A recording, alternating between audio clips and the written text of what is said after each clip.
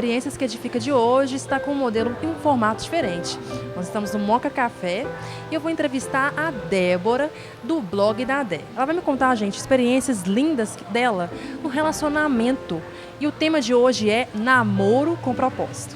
Débora, eu queria que você me falasse um pouquinho de como que foi isso tudo, né? O início, vamos começar assim. Quando ele te viu a primeira vez, por onde, né? E, assim, são vários testemunhos que você tem, né? E hoje falar disso, assim, eu acredito que vai te trazer várias lembranças. Vai sim. Primeiro, obrigada pelo convite, tá?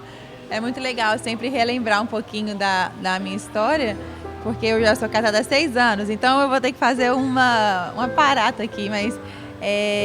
eu e o Mica, a gente se conheceu. Essa foi a pergunta, não era? Isso. É que eu tô me tipo meio. Eu e o Mica, a gente. Na verdade, ele me viu primeiro, né? Pra quem não conhece a história, eu tava no meu tempo prático da ETED, né? Que é uma escola da Jocum. Então, nesse tempo prático, eu fui fazer na África do Sul com uma amiga minha que era em comum com o Mica. E aí ele viu uma foto minha no perfil do Facebook dela, uma foto que ela tinha me marcado. E aí ele sentiu, na mesma hora, Deus falando com ele assim, essa é a sua esposa, tá? E é a mulher que você vai casar. Aí depois disso, ele não falou nada, ele ficou 1 ano em silêncio, só orando pra ver o que era, meio me acompanhando à distância. Mas ele não entrou em contato comigo.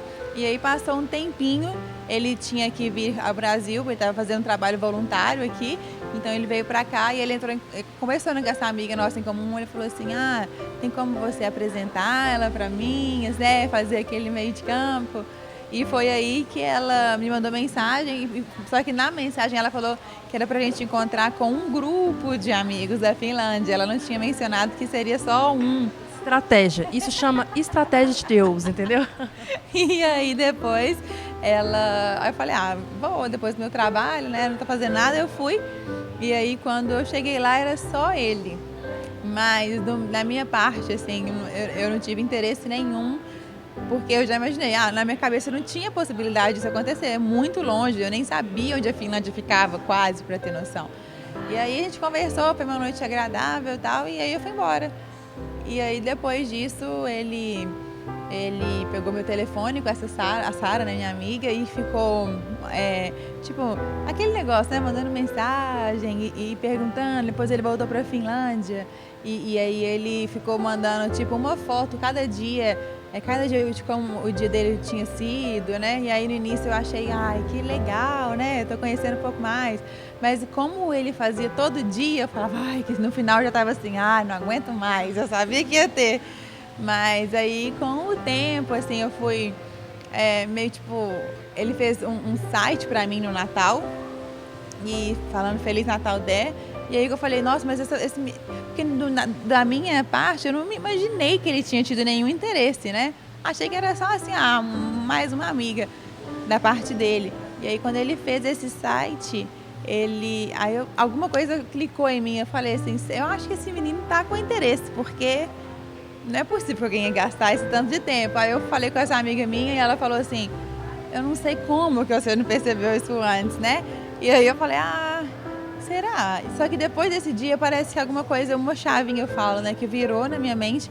E depois desse dia a gente começou a conversar 24 horas, praticamente. 7 dias da semana a gente foi conversando e ele foi aos poucos, assim, me conquistando. Isso tudo demorou um tempo, não foi assim, não foi rápido assim não, mas foi demorando. E tudo isso é um testemunho, porque ela não estava esperando namorar, né? Não estava pensando nisso. Nem imaginava essa situação na vida dela.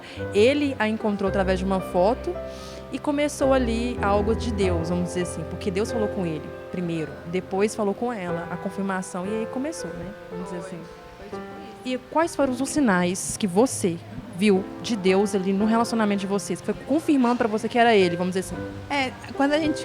Aí eu lembro que depois quando a gente começou a ficar mais junto, aí ele não me pediu em namoro pela internet, ele não quis me conhecer antes, né? Por isso que ele não mandou nada, porque ele falou que ele queria que a nossa história fosse... Ele já sabia ele é muito engraçado, ele já sabia o final, mas eu ainda estava no processo, e aí ele quis... ele falou assim que ele não queria contar para os nossos filhos que tudo foi através da internet. Então ele esperou vir ao Brasil para o casamento desses mesmos amigos que apresentaram a gente. E ele me pediu em namoro. E aí eu lembro que eu falei assim, eu estava ainda um pouco meio insegura, não sabia ao certo, mas eu falei, mas ele é muito legal, porque essa amiga minha falou que eu nunca ia encontrar alguém igual ele. Eu falei, deve ter alguma coisa diferente. E aí depois eu falei com ele assim, hoje... Ele falava, você quer namorar comigo? Eu falava, hoje não, mas você me pergunta amanhã? Tipo assim, eu achei que... Aí ele perguntava todos os dias, aí demorou um pouco, mas eu tinha alguma ideia na minha mente de como eu queria que fosse o meu namoro, né? Então eu queria, na minha parte, não tô falando que isso tem que ser pra acontecer, não. Eu queria que ele tivesse conversado com meus pais antes, eu queria sentir paz, eu queria que as pessoas que estivessem ao meu redor também gostassem dele, que meus pais e minha família também, sabe, que fosse tudo natural, as coisas, o processo fosse natural. E foi isso que aconteceu. Ele conversou com meus pais, a gente orou na sala da casa dos meus pais antes de começar a namorar. Então foi uma coisa assim, um início tranquilo, sabe?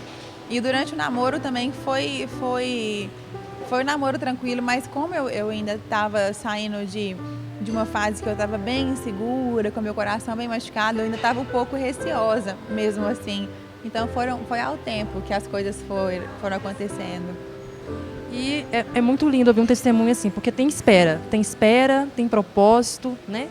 E você vai vendo como que Deus vai conduzindo todas as coisas, né?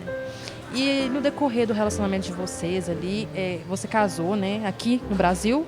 Eu casei, a gente casou primeiro no civil na Finlândia e depois aqui no religioso no Brasil, foi. Como que foi a adaptação lá na Finlândia? Abrir mão, assim, vamos dizer assim, do seu trabalho, da sua família, dos amigos aqui?